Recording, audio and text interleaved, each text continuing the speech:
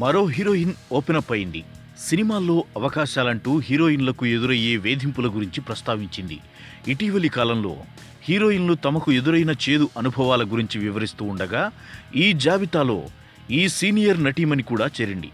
తమిళంతో పాటు తెలుగులో కూడా అనేక సినిమాల్లో నటించిన కస్తూరి ప్రత్యేకించి ఒక హీరోపై సంచలన ఆరోపణలే చేసింది. అతడు తనను పడకగదికి రప్పించుకోవడానికి తీవ్రంగా ప్రయత్నించాడని ఆమె చెప్పింది. అతడితో తను ఒక సినిమాలో నటించానని, అయితే తను తలొగ్గలేదని, దీంతో తీవ్రమైన అసహనంతో అతడు రగిలిపోయాడని కూడా కస్తూరి చెప్పుకొచ్చింది. తను లొంగడం లేదని, షూటింగ్ సమయంలోనే అతడు తనపై విరుచుకుపడేవాడని, పడకగదికి తీసుకెళ్లడానికి తీవ్రంగా ప్రయత్నించాడని, అతడికి నో చెప్పడం నచ్చదని కూడా కస్తూరి వివరించింది. మరి అతడెవరు అనే అంశం గురించి సూటిగా చెప్పలేదు, కానీ అతడిప్పుడు రాజకీయ నేతగా ఉన్నాడని మాత్రం ఆమె చెప్పింది. అతడితో తను ఒకే సినిమాలో నటించానని కూడా ఆమె చెప్పింది. కేవలం ఒకే సినిమాలో అతడితో కలిసి నటించానని, తను లొంగనని అర్థమై తరువాత రెండో సినిమాల నుంచి తనను ఆ హీరో తప్పించాడని కూడా ఆమె చెప్పింది.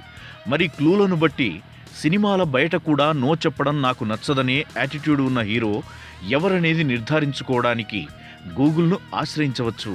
కస్తూరికి ఒకే సినిమాలో అవకాశం ఇచ్చి రాజకీయాల వైపు వెళ్లాడని ఆమె చెప్పడాన్ని బట్టి చూస్తే 3 హీరోలు షార్ట్ లిస్ట్ అవుతారు.